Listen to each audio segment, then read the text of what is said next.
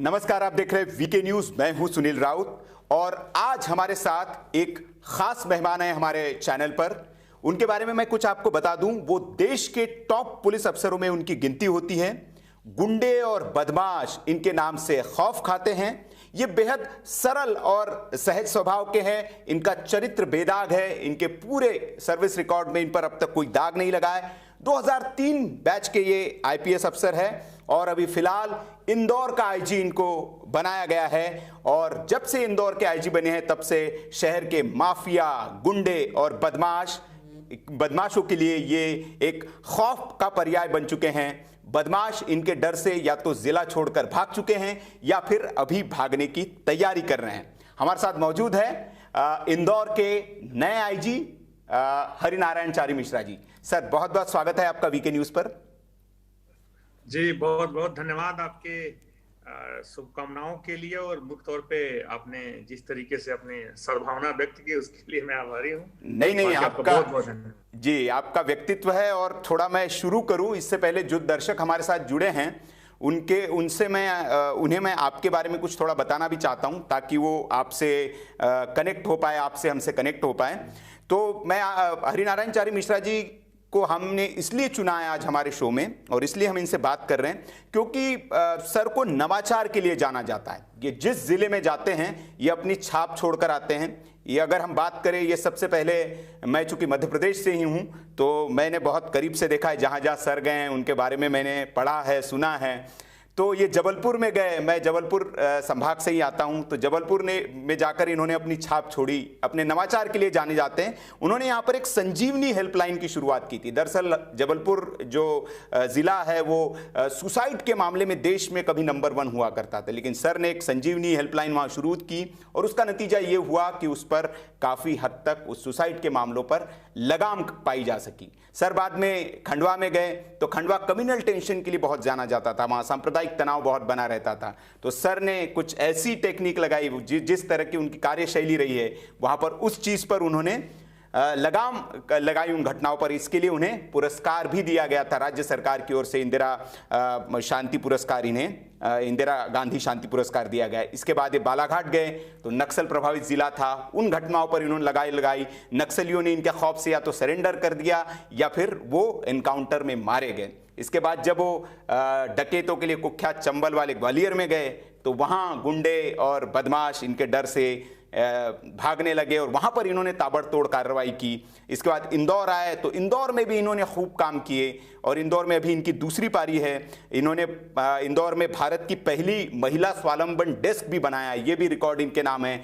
Limca book of record में भी इनका नाम दर्ज हो चुका है। ये भी हम आपको बता दें, ग्वालियर में रहते हुए इन्होंने लिम्का बुक ऑफ रिकॉर्ड में।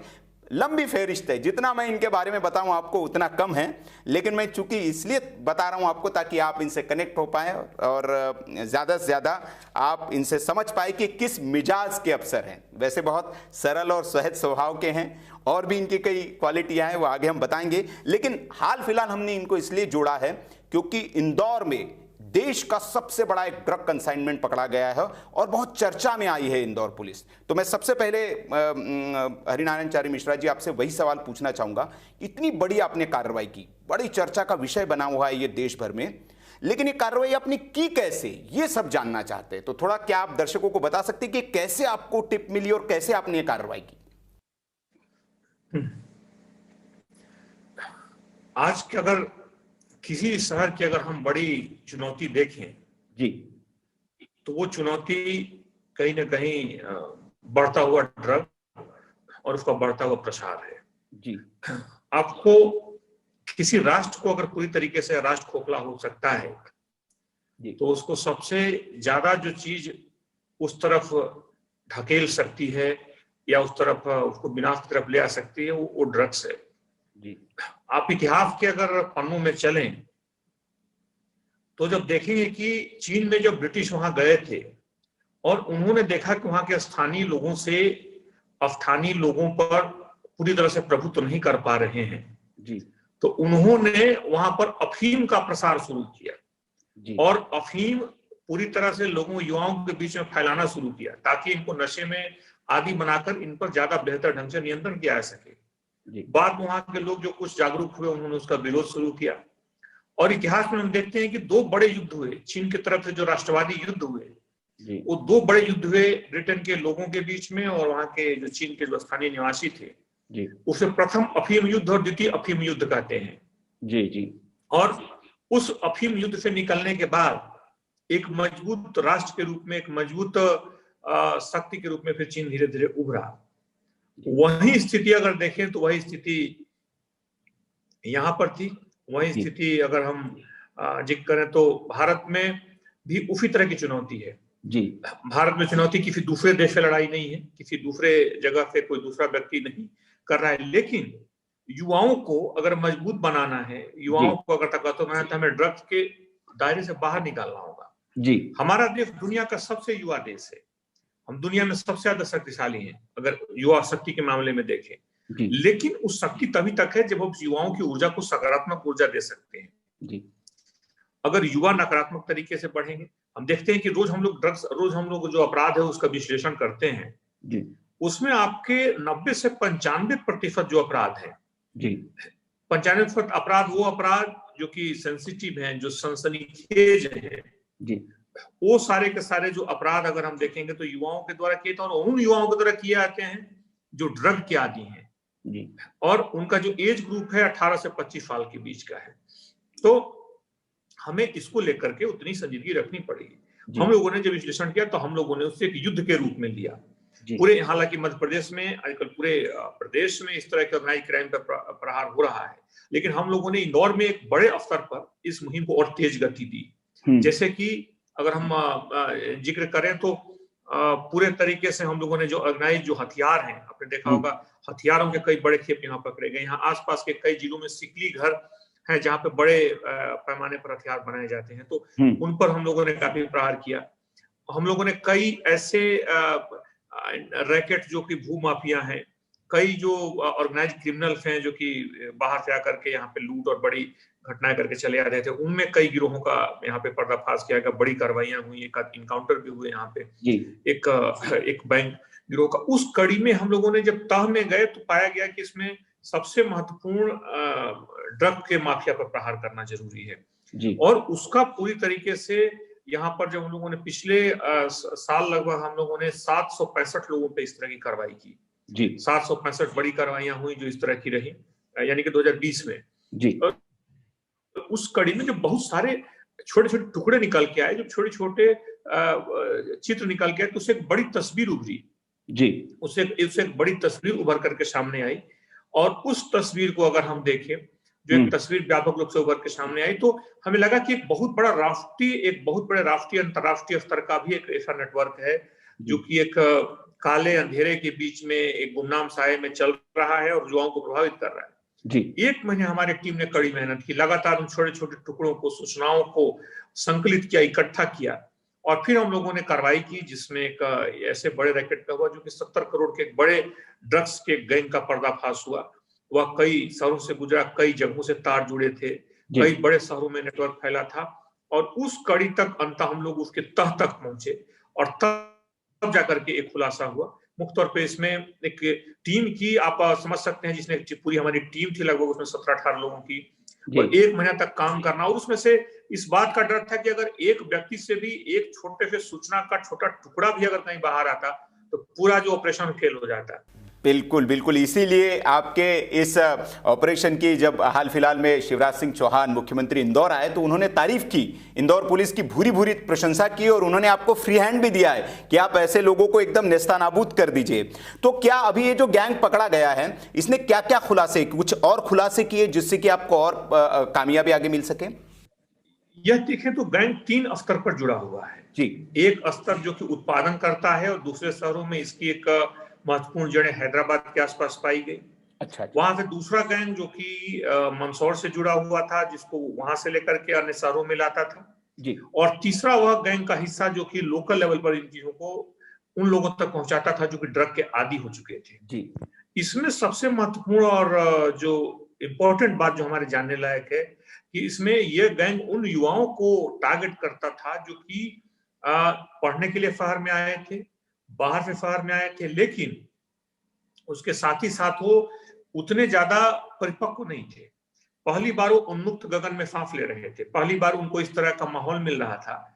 उनके घर माता पिता, उनके अभिभावक उनको वो तमाम सुविधा इसलिए मुहैया करा रहे थे ताकि वो चाह रहे थे कि बच्चे को किसी संसाधनों की दिक्कत ना हो, तमाम संसाधनों। और वो बच्चे जब एक बार शुरुआती दौर में किसी तरह के नशे में या ड्रिंक करने के आदी होकर के जब उस तरह के गैंग में, उस तरह के माहौल से वहां से फिर वो पब बारों में जाते, तो वहां पर उस गैंग के मेंबर्स रहते, उस बच्चे को, उस युवा को टारगेट करते कि कौन ज्यादा पैसा खर्च कर रहा है, किसके बिल ज्यादा आ रहे हैं, किसके पास ज्यादा क्रेडिट कार्ड और एटीएम कार्ड है, डेबिट कार्ड है, किसके पास बड़ी गाड़ी है। इन सारी चीजों से सामान्य धारणा बनाते कि कौन ज्यादा पैसा खर्च कर सकता है। शुरुआती दौर में उसे मुफ्त में, फ्री में उसे इस तरह की चीजें उपलब्ध कराते, मुहैया कराते, ताकि एक बार वो अभ्यस्त हो जाए।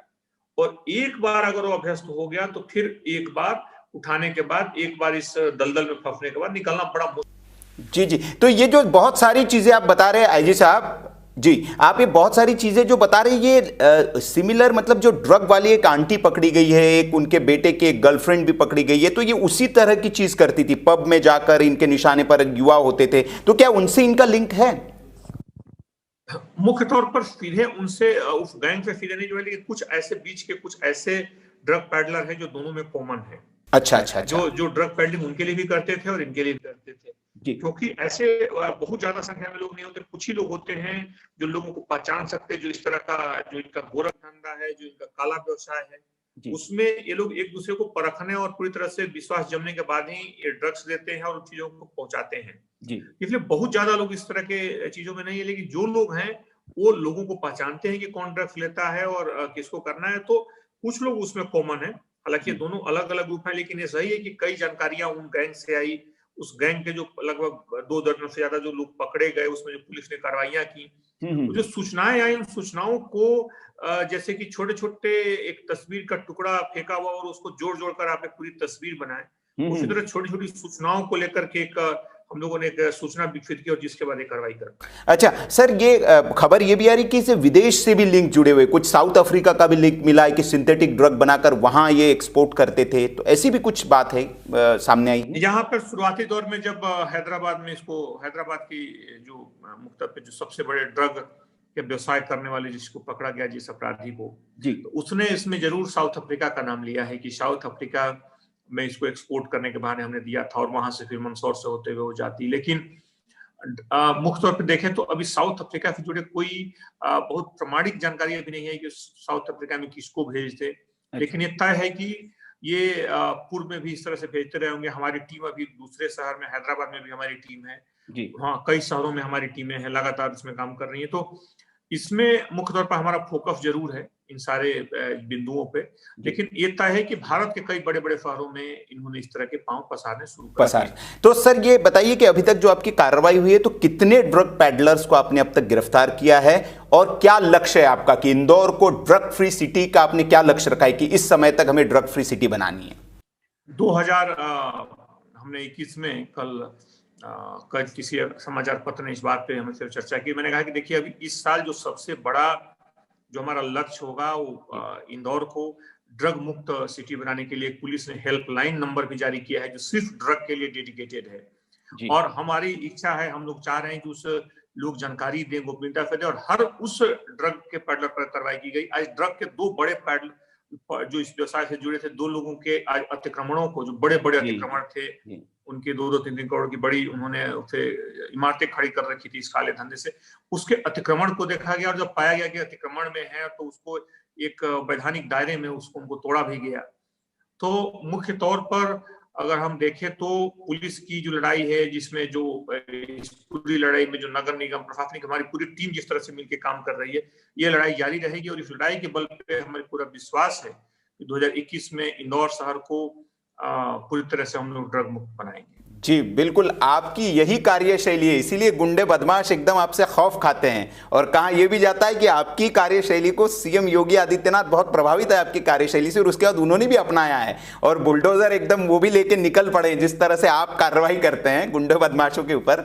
तो एकदम मध्य प्रदेश में आपने भी तहलका मचा रखा है, जहां जहां एकदम गिरा रहे हैं। आज भी कुछ होटलों पर कार्रवाई हुई है जहां अवैध तरीके से काम होते थे, और रोज इस तरह की खबरें हमारे पास आ रही है और जनता बहुत खुश है। जो हमें प्रतिक्रियाएं मिलती हैं उससे जनता बहुत खुश है, जिस तरह से पुलिस एकदम फॉर्म में आकर काम कर रही है और अपराधियों पर नकेल कस रही है।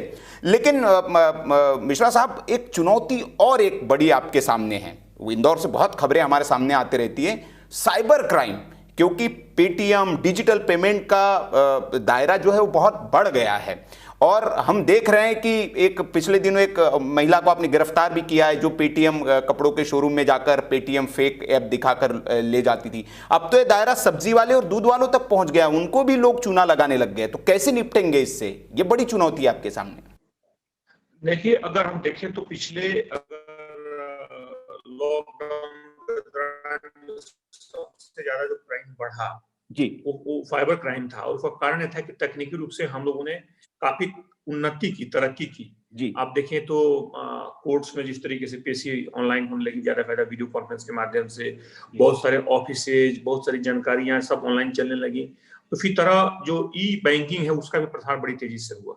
जी, लेकिन दूसरी तरफ हम उस तरीके से जागरूकता शायद नहीं दे पाए लोगों में, और उनको उसके लिए अलर्ट नहीं कर पाए जिस तरह इस तरह के हैकर्स ने घटनाएं शुरू कर दी हैं। छोटी छोटी चीजों का सहारा लेकर के, यानी कि अगर लॉकडाउन के दौरान अगर आपको राशन पहुंचाना है, लोगों ने उसी का बहाना लेकर के कॉल लेकर के ओटीपी मंगाया और लोगों के पैसे निकालने शुरू कर दिए। जिस तरह के हैकर्स हैं उस परिस्थिति का फायदा उठाते हैं कि लोग विश्वास कर ले। जैसे कि अगर आपका हो सकता है आपका रिटर्न दाखिल करने का समय हो, मार्च का समय हो, और उस समय कोई बोले कि आपका वैलिडेट करना है या उसमें कुछ दिक्कत आ रही है आपके पैन नंबर में, तो लोग डर करके कि कहीं ज्यादा फाइन न लगे। जैसे कि मान लीजिए आज 10 तारीख तय है और उसमें इनकम टैक्स विभाग ने कहा कि 10,000 रुपया हम जमा मांगेंगे फाइन, जो लोग जमा नहीं करेंगे। तो इस परिस्थिति का तत्कालिक को फायदा उठा करके कोई ऐसा नया बहाना ढूंढते हैं जिससे लोगों को लगता है कि हाँ, मैंने अखबार में तो पढ़ी थी, वही फोन कोई कर रहा है, यानी हमारे साथ ये दिक्कत होने वाली है।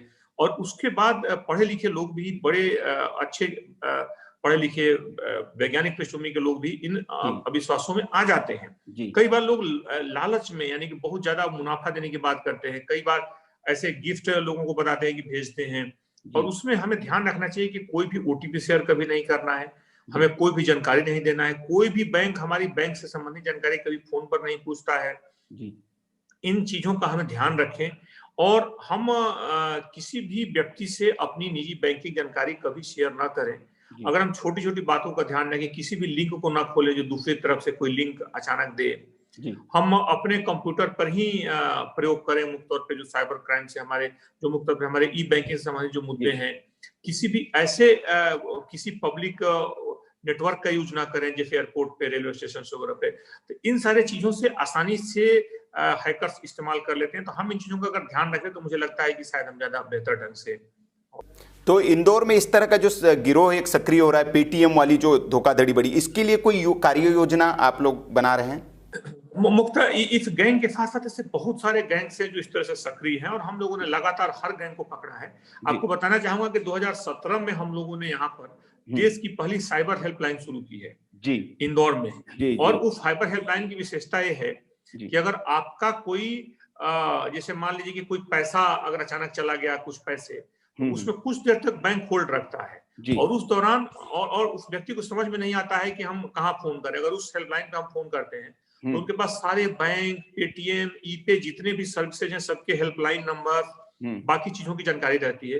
ये तत्काल उस व्यक्ति की तरफ से उसके मोबाइल नंबर के साथ उसको रिपोर्ट कर देते हैं, और इसके बाद वो पैसा रोक दिया जाता है, और रिपोर्ट के बाद फिर उनके खाते में भी आ जाता है। अगर हम कुछ महीनों की बात करें तो हमें जहां तक याद आ रहा है 35,50,000 रुपए के आसपास लोगों के खातों में इंदौर पुलिस ने अभी वापस करवाए, अलग अलग लोगों के अलग अलग केसेस में।